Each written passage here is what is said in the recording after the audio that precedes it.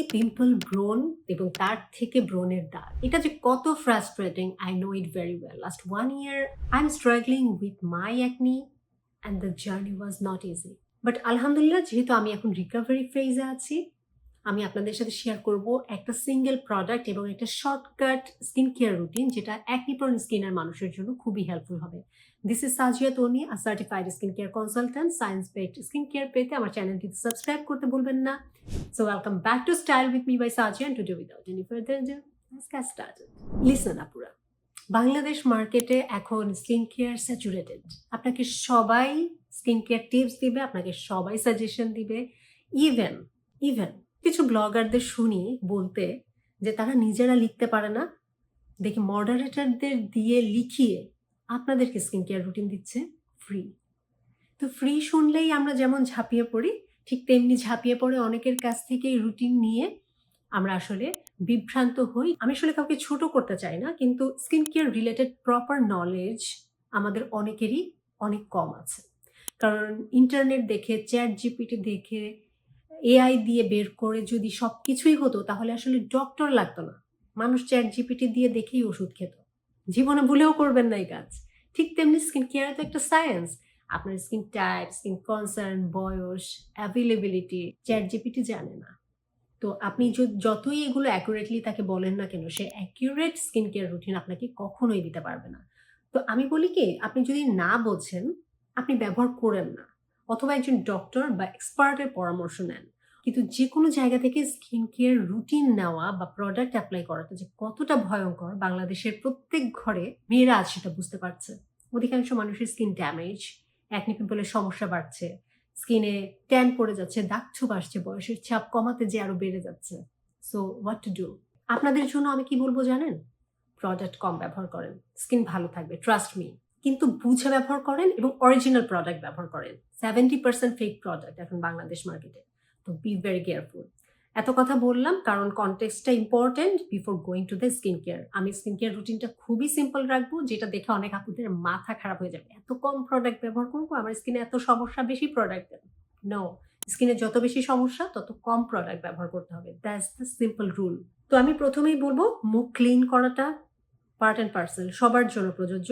একটা gentle mild cleanser আপনাকে বাঁচতে হবে আপনার স্কিন টাইপ বুঝে। আপনার স্কিন ওয়েলি নাকি ড্রাই নাকি কম্বিনেশন, সেটা বুঝে একটা মাইল্ড ক্লিনজার। অনেকে মনে করেন একনি পিম্পল হলেই স্যালিসিলিক অ্যাসিড যুক্ত ক্লিনজার ব্যবহার করতে হবে। নো, স্যালিসিলিক অ্যাসিড যুক্ত ক্লিনজার করার জন্য বিরূপ প্রতিক্রিয়া পড়তে পারে। নাম্বার 2, দিনের বেলাতে আপনি যদি অয়েলি স্কিনের মানুষ হন, একটা সানস্ক্রিন ব্যবহার করেন, দ্যাটস ইট। আর কিছু দেওয়ার দরকার নাই। আর যদি আপনার স্কিন খুব ড্রাই এবং ডিহাইড্রেটেড থাকে, তার আগে মানে সানস্ক্রিনের আগে আপনি একটা ময়েশ্চারাইজার ব্যবহার করতে পারেন। আপনার day time skin care routine finish. এখন অনেকে বলবেন, আপু সিরাম ব্যবহার করবো না? সিরাম ব্যবহার না করলে আমি সুন্দর হব কিভাবে? একনির জন্য কত সিরাম আছে, সেন্ট্রাল অ্যাসিয়াটিকা আছে, এক্সফোলিয়েটিং সিরাম আছে, স্যালিসিলিক অ্যাসিড সিরাম আছে, নায়াসিনামাইড সিরাম আছে। বাট আপনার দরকার না হলে আপনি ব্যবহার করবেন না, স্পেশালি আপনার যখন অ্যাক্টিভ অ্যাকনি আছে।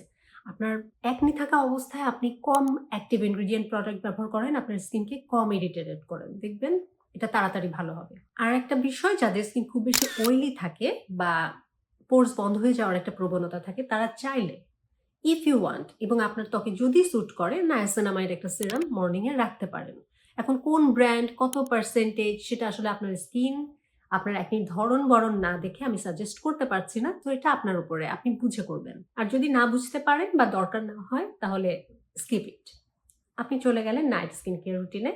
নাইটে আপনি ব্যবহার করবেন ক্লিনজার। ডাবল ক্লিনজিং আপনি করতে পারেন আপনার যেহেতু একনি প্রোন স্কিন। এখন এই ক্ষেত্রে আবার একটা ব্যাপার আছে যে আপনি অয়েল ক্লিনজার ব্যবহারের আগে একটু প্যাচ টেস্ট করে দেখবেন। অল্প একটা জায়গায় ব্যবহার করে একদিন দেখেন যে আপনার স্কিন কিভাবে রিঅ্যাক্ট করছে। অনেকেরই অনেক ধরনের অয়েল ক্লিনজার, অনেক ভালো অয়েল ক্লিনজারে বোটানিক্যাল এক্সট্র্যাক্ট বা ইনগ্রিডিয়েন্টগুলো স্যুট করে না, এটা একটা প্রবলেম। সেক্ষেত্রে আর একটা সেফার অপশন হচ্ছে মাইসেলার ওয়াটার। আপনি তুলোতে নিয়ে খুব হালকা হাতে স্কিনে দিয়ে স্কিনটা পরিষ্কার করবেন, বেশি ঘষাঘষি করবেন না, it can irritate your skin. তো প্রথমে একটা অয়েল বা অয়েল ক্লেন্সার দিয়ে ফেস ক্লিন করলেন, অথবা মাইসেলার ওয়াটার দিয়ে ফেস ক্লিন করলেন। তারপর আপনি মর্নিং এর ক্লেন্সারটাই আবার রাতে ব্যবহার করবেন। তারপরে সপ্তাহে 3 দিন ব্যবহার করবেন Differin gel. This is the product. এই প্রোডাক্টটা আমেরিকাতে আগে শুধুমাত্র ডক্টরের প্রেসক্রিপশন সহই কেনা যেত, কারণ এটা হচ্ছে অ্যাডাপেলেন জেল 0.1%। ভীষণ ভালো অ্যাকনি ট্রিটমেন্ট, ভীষণ ভালো। মোস্ট ইম্পর্টেন্টলি এটা আপনার জন্য সেফ, FDA অ্যাপ্রুভড। বাট যদি আপনি আসলটা কেনেন, নকলটা কিনলে কোনোভাবেই সেফ না। এই অ্যাডাপেলেন জেলটা ডার্মাটোলজিস্টরা ডেভেলপ করেছে, না হলে তো FDA অ্যাপ্রুভড হতো না। So dermatologist recommended and developed. আমেরিকার বিভিন্ন রিটেইল শপে এখন এই ডিফারেন্ট জেলটা পাওয়া যায়। আমি আগেও রিভিউ করেছি ডিফারেন্ট জেল, আপনারা হয়তো আমার চ্যানেলে খুঁজলে পেয়ে যাবেন। খুবই ভালো অ্যাকনি ট্রিটমেন্ট, এটা ব্যবহার করবেন সপ্তাহে 3 দিন। এখন এর ব্যবহার বিধিটা জানাটা ইম্পর্ট্যান্ট। প্রথমত, আপনি যদি ল্যাকটেশনে থাকেন, বাচ্চাকে বুকের দুধ খাওয়াচ্ছেন, অথবা আপনি প্রেগন্যান্ট, ফরগেট ইট, এটা আপনি ব্যবহার করতে পারবেন না। নাম্বার 2, এটা ব্যবহার করতে হবে একেবারেই ড্রাই ফেসে মুখ ধুয়ে এসেই আপনি ডিফারেন্ট জেল ব্যবহার করলে আপনার ত্বক কিন্তু ইরিটেটেড হতে পারে, কারণ এটা ত্বকের ভিতরে অ্যাবসর্ব হয়। যার দরুন আপনাকে ব্যবহার করতে হবে একেবারেই ড্রাই ফেসে, খটখটে শুকনো মুখে ব্যবহার করবেন। পি সাইজ অ্যামাউন্ট নেবেন, একটা মটর দানার সমান। বাট এত কমও নিবেন না যে আপনার ফেস কাভার হচ্ছে না, আবার এত বেশিও নিবেন না ক্রিমের মতো, কারণ এটা ক্রিম না। তো আপনি অ্যাকনি প্রোন এলাকাগুলোতে মুখে, কপালে অল্প করে লাগাতে পারেন। আপনি নাক, চোখের চারিপাশ, ঠোঁটের চারিপাশ, এই সকল জায়গাতে ডিফারেন্ট জেল ব্যবহার করবেন না। অনেকেরই একটা প্রশ্ন থাকে, ডিফারেন্ট জেলে কি সিল দিয়ে আটকানো থাকে কিনা মুখটা? না, ডিফারেন্ট জেলটা ঠিক এইভাবেই আসে।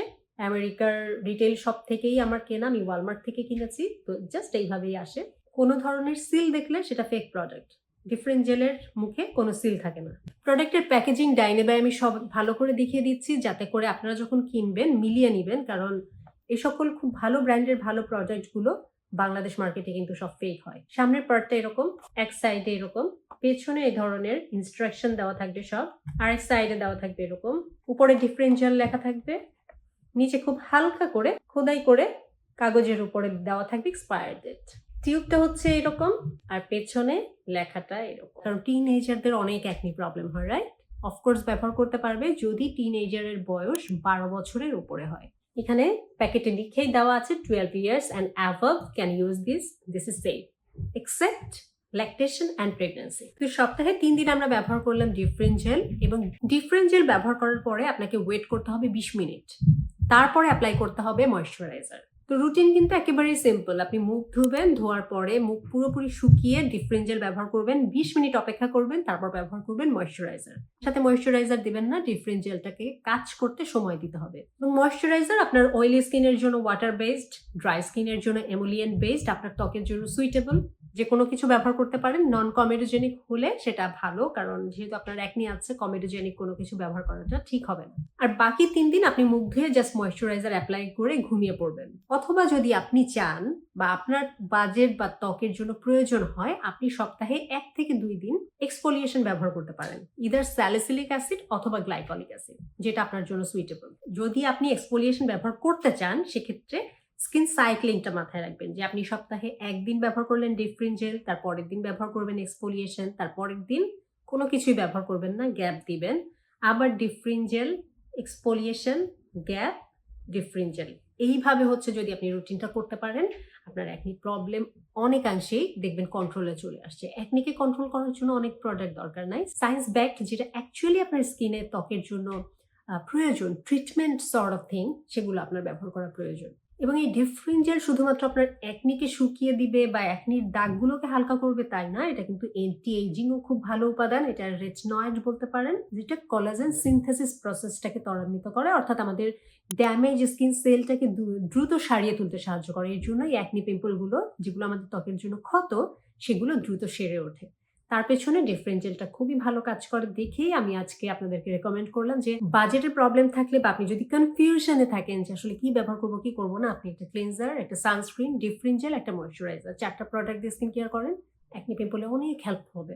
আর নানান ধরনের নানান প্রোডাক্ট ব্যবহার করা বন্ধ করেন আপুরা, কারণ আসলে আমরা অনেক সময় ভুল প্রোডাক্ট পিক করি, অনেক সময় ফেক প্রোডাক্ট আমাদের হাতে চলে আসে, যার দরুন একটা বিরূপ প্রতিক্রিয়া আমাদের স্কিনের উপরে পড়ে, which is not expected at all. Skin care করবো আমরা স্কিনকে ভালো রাখার জন্য, স্কিনকে ড্যামেজ করার জন্য না। এই বিষয়টা মাথায় রাখবেন।